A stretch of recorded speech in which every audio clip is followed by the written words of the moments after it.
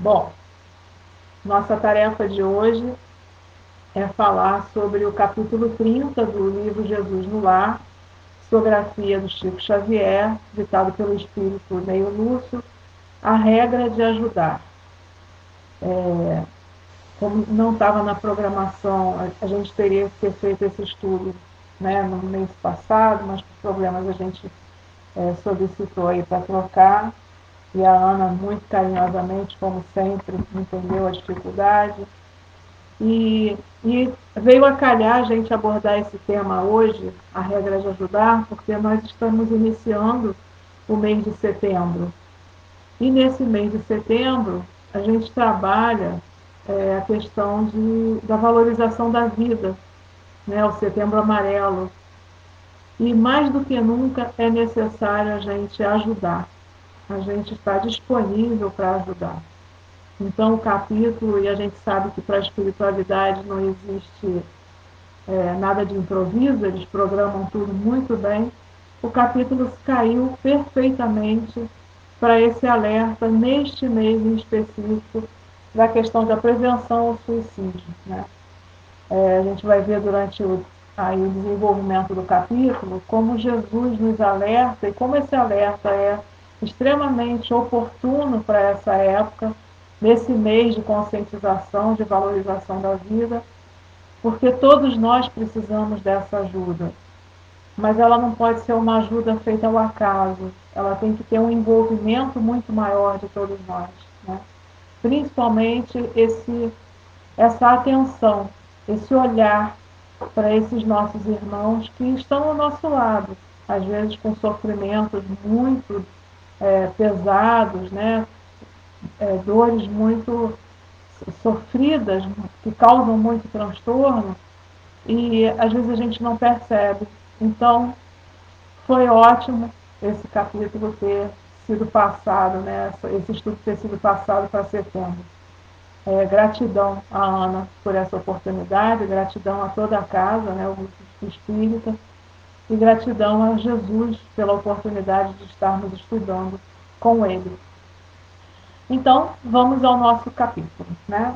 O livro que eu uso de referência é o Jesus no Lar, é esse livrinho aqui. Já tem outras edições, né? A minha edição é essa aqui. E o capítulo relata uma conversa de João com Jesus após uma reunião. Né? Eu vou ler alguns trechos do capítulo e vou inserir os comentários para a gente poder ir pensando, né, comentários que a gente trouxe do Evangelho e de outros livros de apoio da doutrina, para que a gente possa desenvolver o entendimento dessa mensagem trazida por Chico Xavier e Neio Lúcio, né, desse diálogo de Jesus com João. O capítulo inicia assim: João, no auge da curiosidade juvenil, que somos todos nós, muito jovens diante de toda a sabedoria do Cristo, compreendendo que se achava à frente de novos métodos de viver, tal a grandeza com que o Evangelho transparecia dos ensinamentos do Senhor, perguntou a Jesus qual a maneira mais digna de se portar o aprendiz diante, no, diante do próximo, no sentido de ajudar aos semelhantes, ao que o amigo divino respondeu com voz clara e firme. Antes da gente passar para a resposta de Jesus, eu queria destacar aqui alguns pontos que me chamaram a atenção. Primeiro, que Neio Lúcio destaca, né, na curiosidade de João, o que ele começou a compreender, que ele estava à frente de novos métodos de viver. O que seriam esses novos métodos de viver?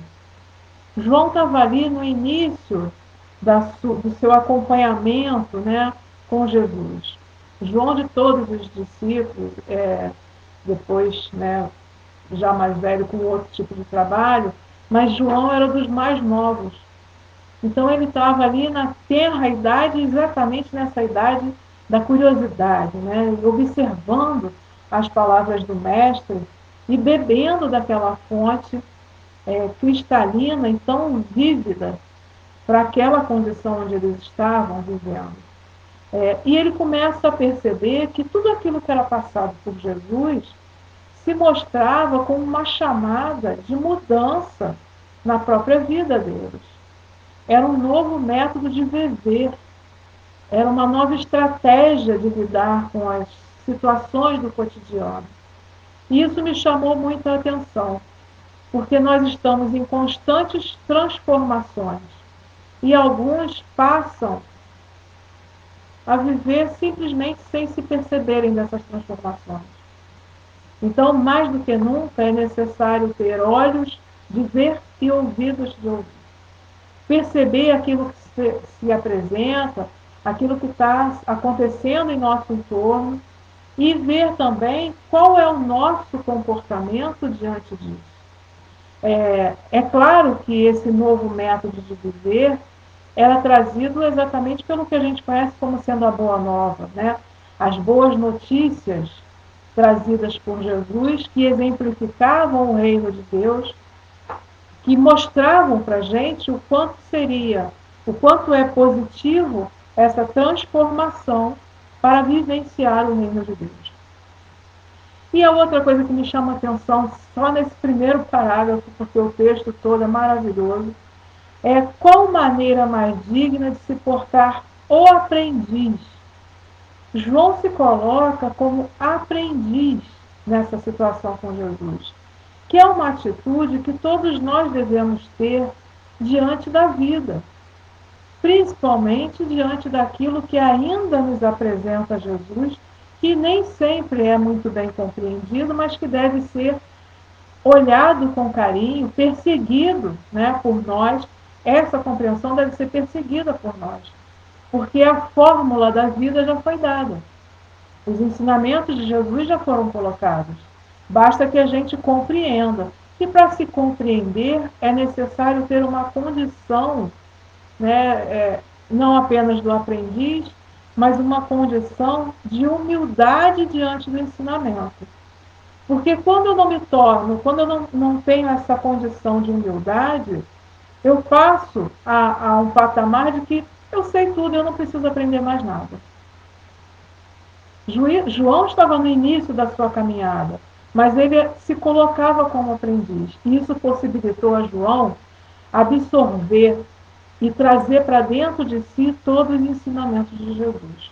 Tanto é que ele segue a sua vida acompanhando e depois realizando a sua tarefa de divulgação também da doutrina. E de exemplificação, que é o mais interessante na vida de João, né? E aí eu trouxe para a gente compor esse entendimento um trechinho da mensagem de Lacordaire, que está no Evangelho segundo o Espiritismo, capítulo 7, item 11. Lacordaire diz o seguinte: a humildade é virtude muito esquecida entre vós. Lacordaire já sabendo do nosso comportamento, né, que não somos nada humildes. Bem pouco seguidos são os exemplos que dela vos tem dado. Entretanto, sem humildade, podeis ser caridosos com o vosso próximo? E aí, se a minha proposta é ajudar o próximo, como eu posso ajudar se eu não sou humilde? Se eu vejo a ajuda como uma forma de eu ostentar, de eu estar ali ostentando a minha condição de superioridade diante do outro. Então, até para ajudar, eu preciso ter o entendimento da humildade. E ele continua: não, pois que esse sentimento nivela os homens, dizendo-lhes que todos são irmãos, que se devem auxiliar mutuamente e os induz ao bem. Quando eu me coloco na situação de auxiliar e tenho esse exercício da humildade, no ato de auxiliar, eu me igualo àquele que está recebendo a minha ajuda. Porque eu também sou necessitada de ajuda. Então, é uma relação de horizontalidade. Somos iguais uns perante os outros. Sem humildade, continua ele, apenas vos adornais de virtudes que não possuis. Às vezes eu quero, né, como diz no popular, bancar a caridosa, mas é só fachada, porque eu não sou humilde, porque eu faço questão de alardear o que eu faço questão de mostrar aquilo que eu estou auxiliando, aquilo que eu estou doando, e isso não é humildade, e também não é caridade, porque vamos lembrar de que Jesus chamava os fariseus de hipócritas, porque eles alardeavam aquilo que faziam. E não é essa a tônica, né, de nós espíritas, nem aquilo que a doutrina espírita nos traz como mudança do nosso comportamento. E Jesus inicia, então, o seu ensinamento. João, diz Jesus, se procuras uma regra de auxiliar os outros, beneficiando a ti mesmo, não te esqueças de amar o companheiro de jornada terrestre, tanto quanto desejas ser querido e amparado por ele. Olha que interessante, né? E aí nós já temos 3 pontos para pensar, e que foram exatamente os pontos colocados por Jesus, para que João começasse a perceber qual seria a tônica, né? Qual seria a energia necessária que João deveria trabalhar para cumprir com a sua trajetória de propagador da doutrina do Cristo, né? E ele segue: a pretexto de cultivar a verdade, não transformes a própria existência numa batalha, em que teus pés atravessem o mundo qual furioso combatente no deserto. Recorda que a maioria dos enfermos conhece, de algum modo, a moléstia que lhes é própria, reclamando amizade, entendimento, acima de medicação. E aí a gente já tem um monte de coisa para trabalhar. Primeiro que uma regra, né? O que é regra? Regra é um padrão de comportamento. Se lá em cima João começa a perceber que existe uma modificação, né? Um novo método de viver, para que eu entenda e para que eu transite melhor nesse novo método, eu preciso estabelecer regras para minha conduta. E qual é a regra, né, que a gente encontra dentro do Evangelho segundo o Espiritismo, que vai dizer se nós estamos indo no caminho certo? Nós encontramos essa regra no capítulo 17, no item 3, quando se fala, quando Kardec aborda a questão do homem de bem. E aí, só um trechinho para a gente poder observar qual é a regra que nós temos que seguir.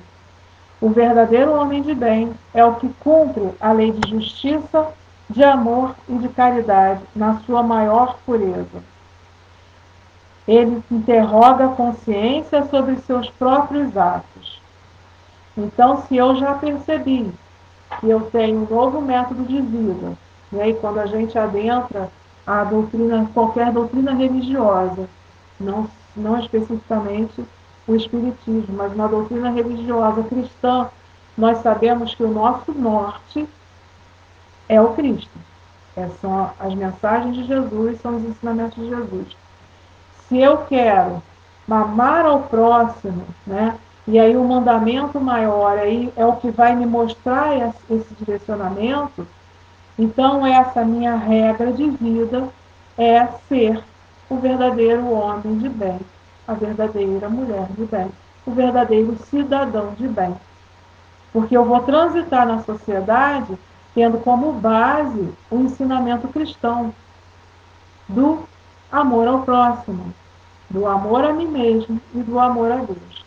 E a nossa meta é amar, não é outra, senão, né, aquela que Jesus nos apresentou, que está lá no Evangelho de Mateus, onde Jesus reforça os ensinamentos anteriores e nos diz: amarás o teu próximo como a ti mesmo. Toda a lei e os profetas se acham contidos nesses 2 mandamentos. Por quê?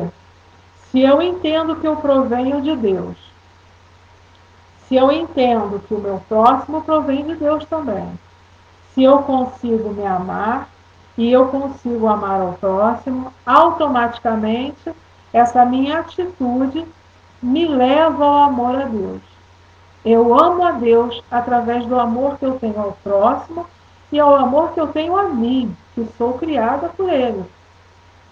Então não precisa a gente ter nenhuma fórmula mágica para amar ao Deus, e não adianta também eu ser aquela que só adora a Deus e não amo o próximo e não me amo, e vou aí cumprindo uma série de, de ilegalidades diante da lei divina. Né? Mas Jesus continua, né, e chama a atenção de João. Amar o companheiro de jornada terrestre tanto quanto deseja ser querido e amparado por ele.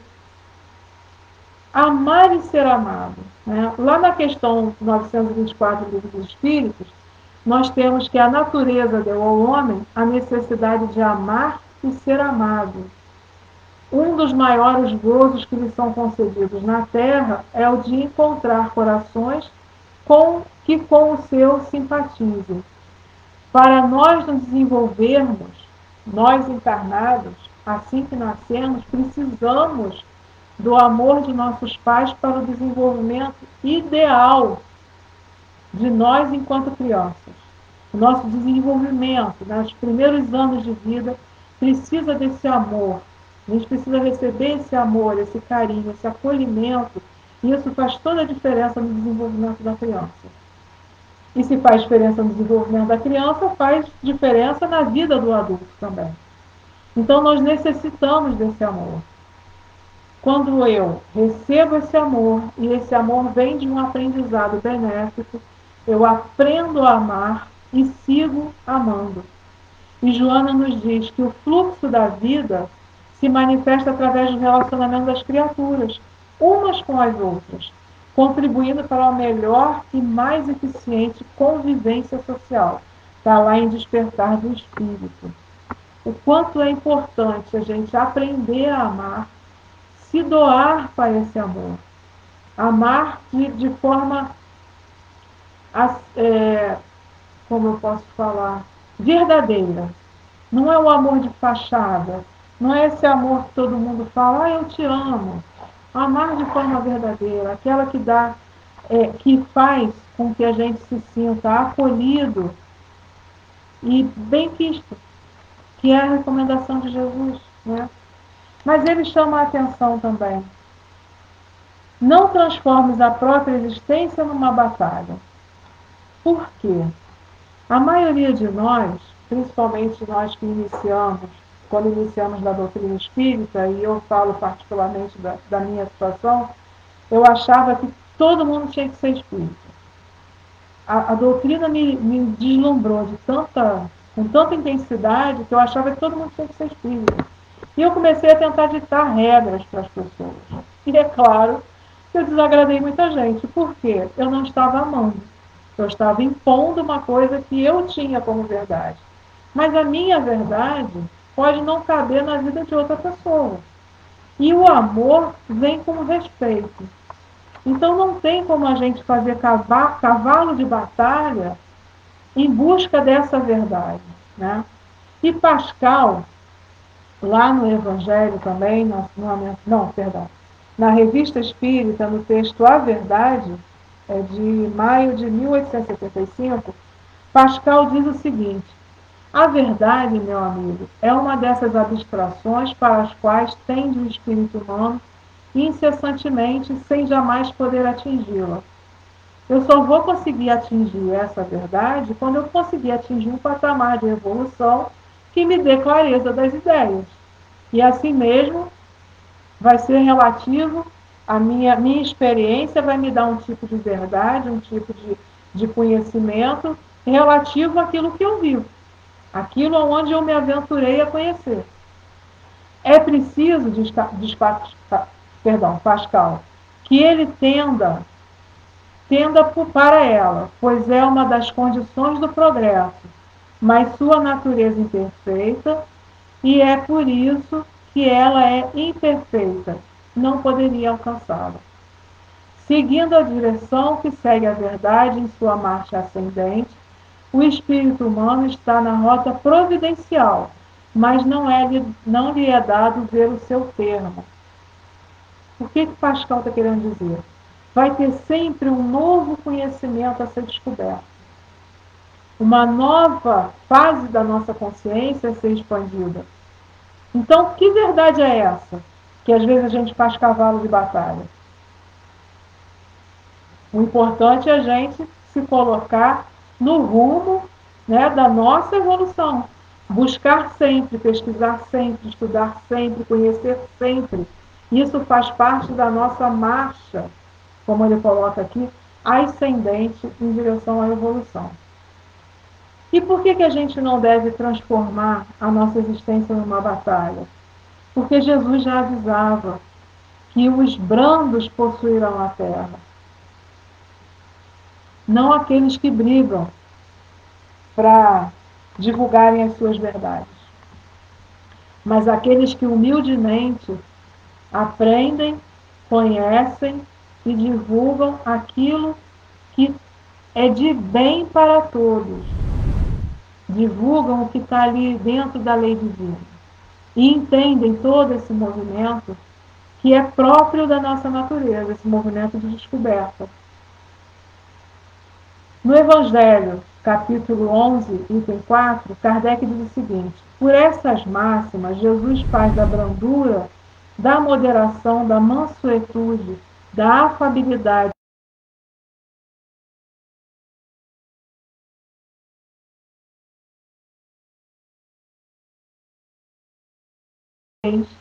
de que alguém possa usar para com seus semelhantes. E olha que chamada, né? Porque nós devemos acolher e não julgar. Nós devemos nos colocar a serviço do próximo, acolhendo, compreendendo a sua situação. E aqui eu volto para a questão da prevenção ao suicídio, e dessa valorização da vida. A gente precisa ter o hábito, desenvolver o hábito de compreender a situação do outro e não de dizer que a vida dele tem que ser igual à nossa. Porque nós somos todos diferentes, vivemos em condições totalmente diferentes. Então, o que me cabe? Me cabe amar. Me cabe compreender e aceitar as diretrizes que a pessoa dá para a sua vida. Mas a gente vai ver mais na frente que o ajudar, como regra, tem uma série de outros componentes que vão nos auxiliar nessa tarefa de ajudar, né? Vão nos auxiliar a cumprir aquilo que nos cabe enquanto espíritas cristãos, especificamente, mas enquanto cristãos como um todo, enquanto aprendizes do Evangelho de Jesus, né? E Jesus continua na sua fala com mais à frente.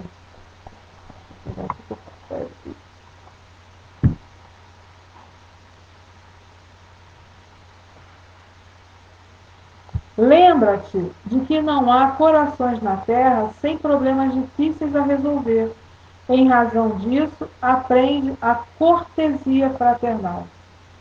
E Jesus começa a passar para João aquilo que é necessário para que nós possamos atender, como João coloca lá no início do seu questionamento, né? Qual a maneira mais digna de se portar o aprendiz diante do próximo, no sentido de ajudar. E Jesus nos traz para a gente a cortesia fraternal. Emmanuel, no livro Escrínio de Luz, nos diz que a cortesia é o primeiro passo da caridade. A gentileza é o princípio do amor. Não tem como eu ser caridoso sem ser cortês, sem ser gentil, sem ser humilde. Não combina, né? São coisas que precisam estar juntas para que essa caridade verdadeira aconteça. E aqui a gente não fala só da caridade material, A caridade que hoje nós estamos mais necessitados é essa caridade moral, é esse apoio, essa consolação. Mais do que ele coloca lá no início, mais amizade do que medicação. É claro que a gente não está dizendo que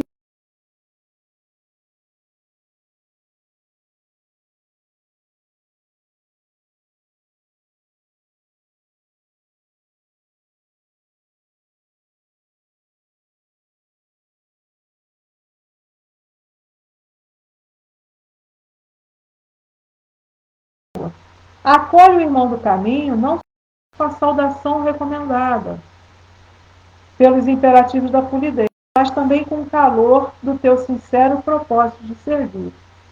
E olha que interessante, né? Eu me coloco como tarefeira da casa espírita, me coloco dizendo que eu tenho esse propósito de servir, mas será que eu sou cortês? Será que eu faço esse acolhimento com meu irmão? Fixa os olhos, fixa nos olhos das pessoas. É um olhar delicado e atencioso que nós temos que ter. E aí é só dentro da casa espírita? Não. Em todos os lugares onde a gente se coloca. Hoje nós temos a notícia de que por questões de várias questões sociais, né, muitas pessoas estão sendo levadas pelo desespero e acabam cometendo suicídio. É necessário que a gente fale sobre isso dentro das casas espíritas, não como condenação, mas como auxílio a essas pessoas. Abrir espaço para que elas se pronunciem, para que elas se sintam, acolhidas ao ponto de desabafarem as suas dores. Já é um serviço assim, maravilhoso se a gente puder prestar. Porque a maioria de nós passa desapercebido na sociedade. E nós precisamos desse acolhimento. Né? Nós precisamos seguir essas recomendações que Jesus nos traz nesse capítulo tão importante para a gente. E ele continua: louva a quem trabalha, ainda mesmo diante dos maus e dos ociosos. Procura exaltar o bem que são suscetíveis de produzir. A forma da gente exaltar o bem é ser o dele. Nós vamos começando a fazer as nossas atividades e aos poucos, com a nossa alegria de servir, vamos contagiando as pessoas. E aqueles que achavam que aquela atividade era uma coisa de carolas, né, que normalmente as pessoas falam, dos beatos, são os beatos. Não, aquilo é servir, servir a humanidade. E aos poucos esse nosso exemplo vai contagiando. Lembrando que lá no capítulo 11, no item 9 do Evangelho segundo o Espiritismo, nós temos que o amor é a essência divina de todos nós. Todos nós, do primeiro ao último, temos no fundo do coração a centelha desse fogo sagrado. Então é fácil a gente despertar quando também somos exemplo desse despertamento. Né? E Jesus continua: abstém-se das conversações improfícuas, coisas que não têm a menor necessidade de serem comentadas, que não vão fazer bem a ninguém, não vão trazer nenhuma transformação. Para que ser comentado? Para que ficar cutucando a ferida do outro, quando na realidade nós também temos as nossas feridas e não queremos ser cutucados? Queremos ser, como Jesus colocou ali, amados, queridos, olhados, observados, sentidos, e não criticados, mas ajudados nessa nossa caminhada, porque todos nós temos defeitos, temos erros. Nossa infantilidade ainda faz com que a gente cometa muitos erros. E Jesus segue: foge ao pessimismo. Por quê? Né? A tristeza improdutiva, que apenas sabe lastimar-se, nunca foi útil à humanidade, necessitada de bom ânimo. E aí a gente lembra de Jesus, né? De Jesus e na anotação de João, que diz: neste mundo vocês terão aflições, contudo, tenham ânimo. Nós estamos precisando de ânimo. E é esse ânimo que surge de quando a gente encontra nas palavras de Jesus o direcionamento para as nossas vidas. É esse ânimo quando a gente encontra com os amigos de doutrina espírita, que é tão bom estar junto, que nos revigora. É esse ânimo que a gente está precisando espalhar para a humanidade. Num momento de tanta dor em que nós estamos vivendo, precisamos de ânimo. E é essa união, é essa amizade que nós temos é que nos traz esse ânimo. Então, que tenhamos ânimo para dar continuidade às nossas missões. Jesus continua, e eu vou só salientar aqui, por conta do tempo, as recomendações que ele faz para João. Faze o possível por ser pontual, até porque a necessidade, ela não vai ficar esperando a nossa disponibilidade. Então, nós temos que ser pontuais e respeitar, né? Não deixar o outro aguardando muito tempo como se nós fôssemos muito importantes. Temos que ser humildes. Agradece todos os benefícios da estrada, respeitando os grandes e os pequenos. Se o sol aquece a vida, é a semente de trigo que fornece o pão. Reconhecer aquilo que já recebemos de bênção. Reconhecer aquilo que já nos tirou, nos desviou de caminhos errados, nos desviou de dor. Reconhecer e agradecer ao invés de reclamar. Quem reclama, clama novamente pela dor. Então eu não quero reclamar sobre aquilo que me aconteceu e que não foi positivo. Eu quero agradecer porque me trouxe um aprendizado. Deixa que as águas vivas e invisíveis do amor, que procedem de Deus nosso Pai, atravessem o teu coração, em favor do círculo da luta que vives. O amor é a força divina que engrandece a vida e confere o poder. Precisamos reconhecer a benevolência e a misericórdia de nosso Pai conosco. Porque é esse amor que faz com que a gente esteja aqui, com que a gente supere as dificuldades. Eu preciso deixar esse amor fluir em mim, para que eu possa distribuí-lo através de mim. E esse é um grande trabalho de ajuda. Essa é a regra, é amar. Se a regra que a gente precisa para ajudar o outro, não é nada difícil. A regra é amar. E como eu amo? Me amando. Amando a Jesus. Amando a Deus. Amando aqueles ensinamentos que fazem com que eu caminhe num caminho melhor, de flores e não de espinhos. E que se eu encontro espinhos, que eu saiba lidar com esses espinhos. Né? E Jesus encerra seu texto falando que façamos o melhor que pudermos, na felicidade e na elevação de todos os que nos cercam. Não é fazer uma coisinha, é dar o melhor de nós em cada coisa que fazemos. Sem reclamar, sem criar obstáculos, sem achar que nós somos os favoritos, sem achar que somos os melhores. Desenvolver esses sentimentos de benevolência, de mansuetude, de afabilidade para lidar com o outro. E Jesus encerra seu discurso com João, a sua conversa com João, dizendo o seguinte, João volta a perguntar, Senhor, como conseguirei executar tão expressivos ensinamentos? Que eu acho que é o que todos nós perguntamos, né? Nossa, como é que eu vou fazer isso tudo? Porque são muitas coisas para a gente aprender, mas a gente só consegue aprender à medida que faz. Então, façamos o melhor que pudermos. E Jesus responde a João, a boa vontade é o nosso recurso de cada hora. Eu quero servir, que eu tenha boa vontade de servir. Eu quero ser útil, que eu me coloque à disposição. Nessas condições que não são difíceis de cumprir. É só a gente começar a entender que fomos convidados para mudanças de vários paradigmas que estavam aqui, todo incrustadinhos nas nossas existências. Então Jesus nos convida a mudar de vida, né? A seguir um novo rumo. E seguindo esse novo rumo e nos disponibilizando ao auxílio do próximo, nós vamos também angariando a simpatia dos espíritos, o auxílio desses espíritos para cumprir aquilo que nós estamos nos propondo a cumprir enquanto espíritas cristãos, mas, sobretudo, enquanto cristãos no mundo de provas e expiações. Meus amores, era isso que eu tinha para trazer hoje. Eu espero que estejam tudo bem, que tenha saído bem a transmissão. E aí eu peço, que não dá para a gente trabalhar o capítulo todo, relatar todas as falas aqui, que leiam esse capítulo 30 do livro Jesus no Lar. Aliás, leiam o livro todo, porque é maravilhoso, eu adoro esse livro.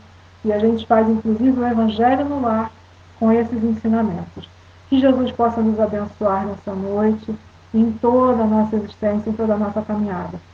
Um grande beijo a todos.